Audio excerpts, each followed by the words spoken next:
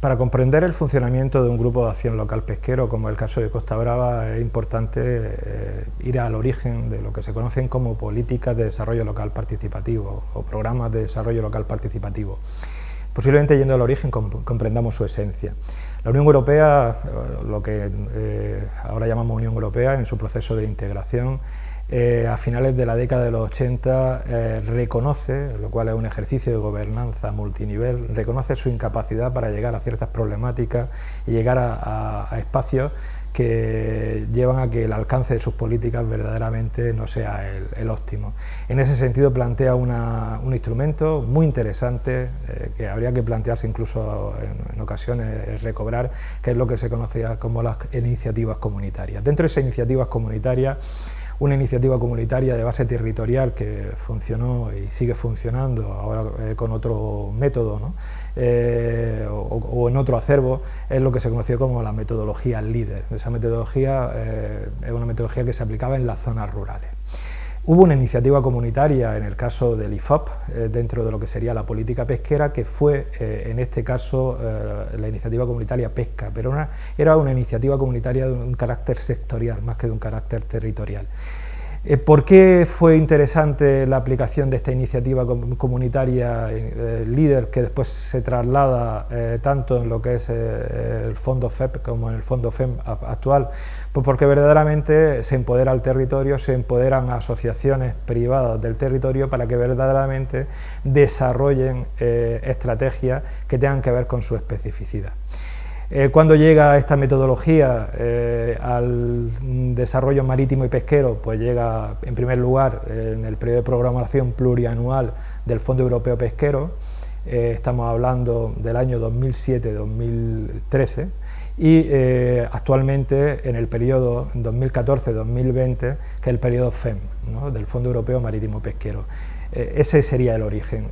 Hay que tener en cuenta cuando hablamos de las fechas que verdaderamente estamos en el año 2021, pero todos los que trabajamos desde hace bastante años en programación plurianual sabemos que las horquillas son horquillas que tienen que atender al momento inicial, pero pocas veces atienden al momento final de la justificación de dicho programa.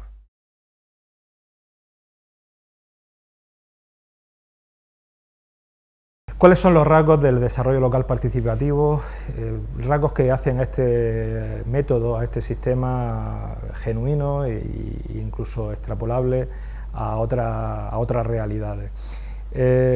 Fundamentalmente son tres, ¿no? En primer lugar, lo que tiene que ver con el hecho de ser un enfoque ascendente, lo que se denomina en el término anglosajón el bottom-up.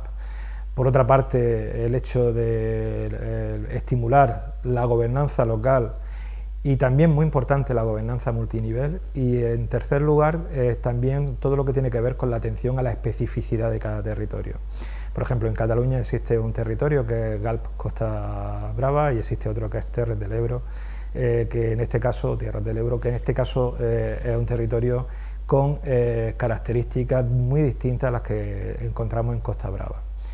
En ese sentido, cuando hablamos de enfoque ascendente o bottom-up, lo que se intenta es que las decisiones que van a marcar las pautas de desarrollo a lo largo de un periodo plurianual van a ser tomadas desde el territorio.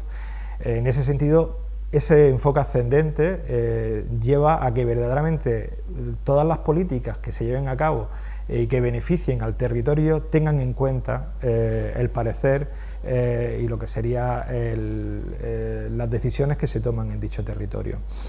Ese enfoque ascendente no está en contra de un sistema de control, de fiscalización, como se ha visto a lo largo de todos los periodos de programación plurianuales anteriores, que ha funcionado con yo creo que una gran eficiencia, ¿no?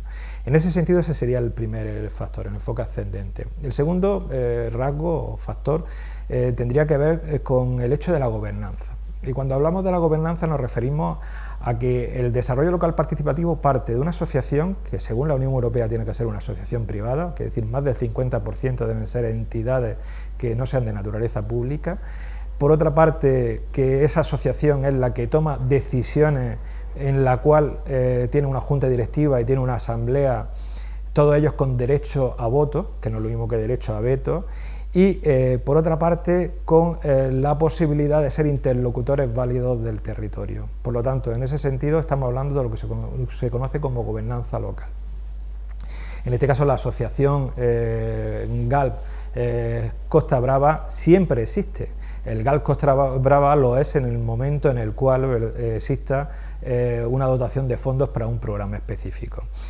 El hecho de que sea privado no quiere decir que no intervengan las entidades municipales y otras entidades públicas. Es más, es necesario que intervengan esas entidades públicas. Y es necesario porque verdaderamente son representantes de aquellas personas que habitan sus territorios, los territorios que circundan su municipio, y por otra parte, por el hecho de que verdaderamente son unos prescriptores válidos de los programas de desarrollo que llevan los grupos de acción local pesquero. Por eso es muy importante que las entidades municipales estén, y otras entidades supramunicipales, comarcales e incluso provinciales, como es el caso de diputaciones provinciales, estén también implicadas en ese desarrollo. Por lo tanto, esa sería la gobernanza local, pero esa gobernanza local nos lleva a una cuestión que creo, y es un parecer que en Cataluña creo que está funcionando relativamente bien, con sus matices, con posiblemente algunas mejoras, que es el grado de gobernanza multinivel. En este caso, ¿en qué sentido el Grupo de Acción Local Pesquero tiene una relación fluida? Primero, con la delegación territorial de DARP, del Departamento de la Generalitat competente, que me consta que una relación bastante fluida en el caso del GALP Costa Brava, y por otra parte también en qué medida el OIG DARP, o sea, el organismo intermedio de gestión, también intenta ser facilitador de todas esas medidas. Yo creo que en ese sentido la agilidad, encontrar convocatorias que cierren en enero y que estén en abril dando su dictamen, ¿no?, su resolución, pues verdaderamente indica cuestiones que hablan de esa agilidad. Es verdad que hay cuestiones muy mejorables, como las que tienen que ver fundamentalmente con tener un mayor periodo para la justificación. Pero creo que esa gobernanza multinivel se está trabajando. Y por otra parte, en tercer lugar, por otra parte, lo que sería la especificidad. Y cuando hablamos de la especificidad es que hay que dar mucha más importancia de la que se ha venido dando hasta ahora a la redacción de la estrategia de desarrollo local participativo. Y también entender lo que es especificidad y distinguirlo de lo que es específico, quiero decir. Verdaderamente, atender a la especificidad es que la estrategia indique aquellas cuestiones para las cuales se plantean proyectos de cara al futuro por parte del territorio. Lo cual no quiere decir que se tengan que dictar en el año 2021-22 para un horizonte del 2027 unos proyectos específicos determinados que tengan que darse para ese momento. Lo que hablamos fundamentalmente es que se den las reglas del juego para que verdaderamente exista una concurrencia competitiva en la cual deriven aquellos proyectos que sean los proyectos más interesantes, ¿de acuerdo? Y en ese sentido creo que el ejercicio de proyección de cara al 2027 que se inicia en los GALP catalanes es un ejercicio que se inicia a tiempo. Lo que ocurre es que es muy importante la participación de todos los agentes. O sea, lógicamente, si existe una posibilidad de desarrollar una estrategia, si la información no existe, o sea, no existe información por parte de los agentes, verdaderamente va a ser complicado que esa estrategia llegue a un buen puerto. Yo haría un ejercicio, ya que estamos en Costa Brava, yo haría un ejercicio de construcción. Cuando hablo de construcción hablo de un término culinario que tiene su base en la Costa Brava y que yo creo que se podría aplicar en este caso. Casi siempre cuando hacemos estrategias nos basamos en la metodología clásica de partir de un análisis DAFO, determinamos unas necesidades, unos objetivos generales, objetivos particulares y al final unos proyectos. Podríamos hacer un ejercicio de construcción y es lo que está intentando hacer ahora mismo el GALP Costa Brava, que lógicamente llegaremos a esos objetivos, llegaremos a esas necesidades, llegaremos a ese DAFO, pero ¿por qué no proyectar y visualizar de cara al 2027 qué proyectos tienen en mente entidades públicas, entidades privadas sin ánimo de lucro y, lógicamente, y muy importante, el sector pesquero y acuícola, en el caso de la GALP Costa Brava, en este momento el sector pesquero fundamentalmente?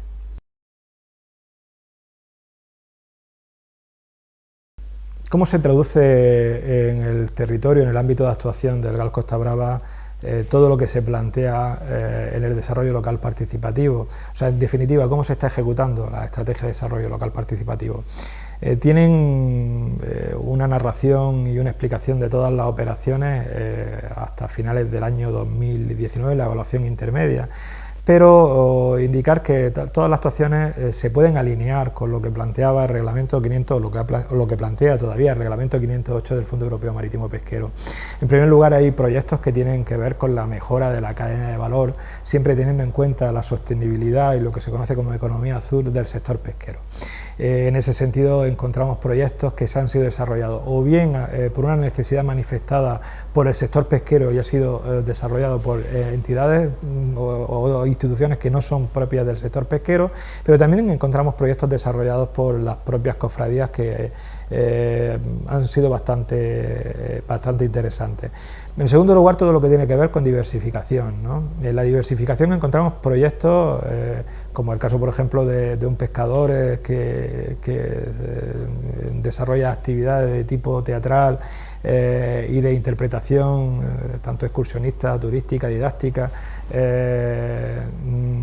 como también cofradías, como el caso, por ejemplo, de la cofradía de Blanes, que intentan de algún modo buscar otras actividades en su entorno para intentar abrir esa cofradía a la población en general, ¿no? Nos encontramos también proyectos que tienen que ver con la mejora del medio natural marítimo y también con la sostenibilidad. En esos proyectos nos encontramos proyectos, por ejemplo, que tienen que ver con el tema de Submón, con los delfines, también nos encontramos otros proyectos que han intentado trabajar en esa línea. También nos encontramos proyectos, muchos proyectos que tienen que ver con el intento de mejora del patrimonio cultural, ¿no?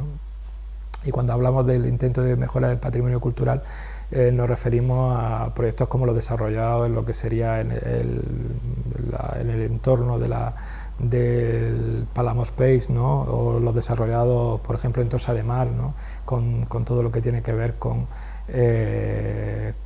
el faro por una parte y la peixatera, la escultura peixatera por otro, ¿no? Por otra parte, también encontramos proyectos que tienen que ver con la mejora de la gobernanza, aunque podríamos poner como ejemplo el proyecto desarrollado por parte de la Federación de Cofradías de Pescadores de Girona, que tienen que ver con el tema de un encuentro para intentar analizar y visualizar y poner en común su situación, ¿no? Aunque la gobernanza es algo que es transversal prácticamente al desarrollo. Estos proyectos además se le suman otros proyectos propios del propio Grupo de Acción Local Pesquero que también van en esa línea, ¿no?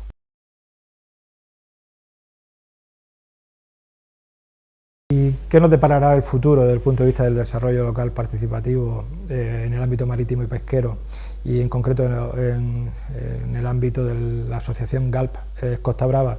Pues el borrador o el esbozo del reglamento FEMPA, que es el Fondo Europeo Marítimo Pesquero y Acuícola, que nos habla muy a las claras del énfasis que pone en este caso la política pesquera, en este caso en la acuicultura, pues plantea una prioridad tercera en donde se plantea la bondad del sistema y se plantea que es necesario seguir avanzando en estos sistemas de desarrollo local participativo, quiere decir que existe un marco y creo que se están poniendo los mimbres necesarios como para llegar bien al inicio de ese marco. Primero empezar ya a planificar estratégicamente a la vez que se está ejecutando el final del programa anterior. Hay que tener en cuenta que es muy necesaria la participación de todos los agentes, una participación efectiva, en la cual es muy importante la participación de agentes públicos, agentes privados, y muy importante lo que creo que está ocurriendo y creo que hay que hacer énfasis es intentar estimular la gobernanza multinivel y hacer partícipes en mesas de trabajo, en círculos de calidad, aprovechando los proyectos de planificación estratégica que se están haciendo ya por parte de los grupos y trabajar en ese sentido entre lo que sería la Generalitat, DARP en este caso, y lo que serían las asociaciones de los grupos de acción local pesquero, en este caso de Costa Brava. Creo que el futuro es bastante interesante, creo que los miembros están puestos, creo que hay que hacer didáctica del desarrollo local participativo porque creo que se sigue desconociendo, es una asociación en este caso muy joven. Y por otra parte, incluso pasa esto, cuidado, pasa también en las que tienen más tiempo, y por otra parte narrar lo que se ha hecho, narrar, explicar lo que se ha hecho, qué es lo que se intentó en la evaluación intermedia y lo que debería hacerse también en la evaluación final. Agradecerle a todos la atención prestada a este pequeño documento que intenta paliar pues, mi no presencia, en este caso en Llança, lugar que visitaré junto a otro de la Costa Brava en meses próximos, ¿no? Por cuestiones lógicamente de trabajo. Muchas gracias.